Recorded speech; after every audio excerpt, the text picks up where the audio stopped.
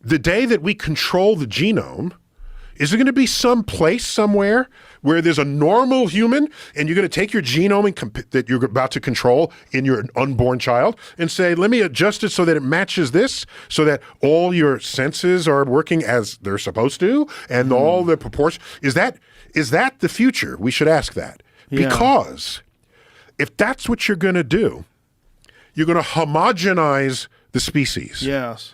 Okay? Do you realize I have a run here of content. I have a run of descriptions of what people have accomplished. Okay? All right, so for example, there's a guy growing up, he wanted to play basketball, okay? And he wanted to be a professional basketball player. All right, so he worked really hard at it. And he just wasn't tall enough. So he says, you should give it up, take on, but he stayed with it. They said, no, basketball is for tall people. You're not tall. Okay? He now plays for the Harlem Globetrotters. His name is Hotshot. What's his last name? Well, Muggsy Bogues is a great example. Well, no, of but right? This guy is 4'5". Whoa. Yes, he's genetic. He's a genetic dwarf. People told him he can't play basketball, and now he's one of the most popular basketball players. There he goes. Wow. Okay? Swanson, Hotshot Swanson. Okay? Well, there kind of seems like there'd be an advantage of being that small so you can move around that quick. I'm making a different point. Okay. Yes, that's part of the point. Right. The point is, when you look at someone and they're not, quote, normal, and then you start listing what you think they should not do in life.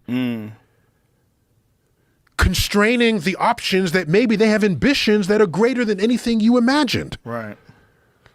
And so there's a letter beautifully written of someone took a voyage on a steamship in 1915, and I reproduced the letter in here.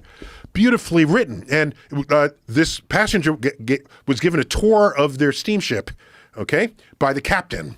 And this letter, I can't find it in here, but it's beautifully. I mean, is there time for me to read something? Sure. Can I do? You have plenty of time. I got to read it. Hold we on have here. all the time in the world. Give me a second here, and you talk among yourselves. What? Let me see. H-A-J-G. I got it. Okay. There it goes. Okay. Here's a letter. Okay. Again, this is in the Body and Mind chapter where we explore. Here it is. So I had the wrong year. How about a letter written on April 10th, 1930 to Captain von Beck of the U.S. Lines SS President Roosevelt. That's Teddy Roosevelt, of course.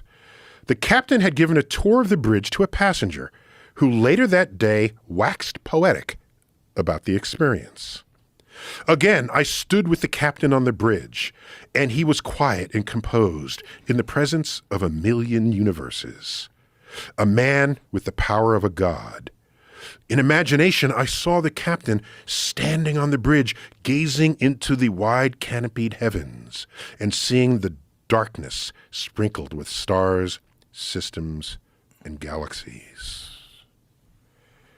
That passenger was Helen Keller, a 1904 graduate of Radcliffe College. Okay? So my point is, and I have there's a whole run of pages of things, and there's a whole description of Hotshot here, okay, from the Harlem Globetrotters. My point is, the moment you homogenize, and quote, normalize who and what humans should be, you have cut off so much of what has enriched civilization simply because people were different. Yes. Simply because. Yeah. And so if everybody's the same, what kind of world? I don't want to live in that world. Give me a different world. Do you worry that I got another one here. One more, okay? you probably know this, but those who don't know the name, hold off on it. Okay. Okay. Here it is. Jim Abbott. You know what Jim Abbott is? Sure. Okay. Some people won't, but here it goes. Jim Abbott wanted his whole life to be a professional baseball player, a dream shared by many American boys. Jim wanted to be a pitcher in the major leagues. He succeeded and played for many teams, chalking up a mixed record of wins and losses. But on September 4th, 1993, while playing for the storied I don't remember. New York Yankees. Dude. I thought it was the Mets. No. Not a big He pitched a fan. no-hitter. That's when no batter gets a hit in the entire game. There have been about 320 no-hitters in Major League history out of 220,000 games played. Due to a congenital birth defect, Jim Abbott was born without a right hand.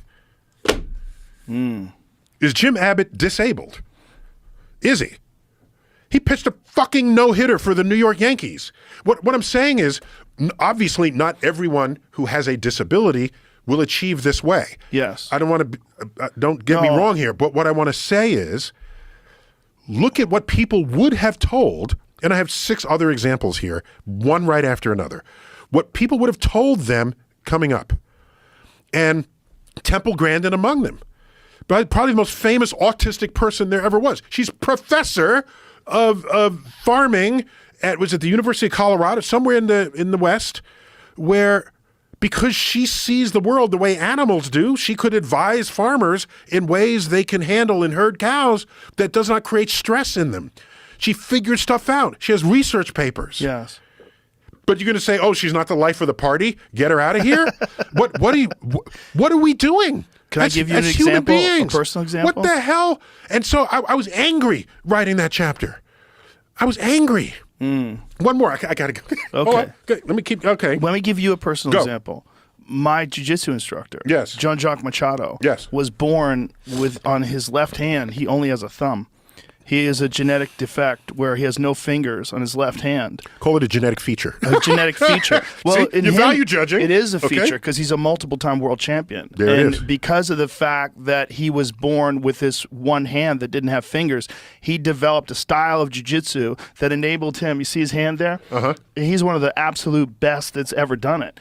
And he developed a style of jiu-jitsu where he utilizes that left hand to get under chins because it's not encumbered by the fingers mass aren't in the of way. the fingers. And he slides it in there and sinks rear naked chokes on people. And he also developed a style that didn't rely on grips,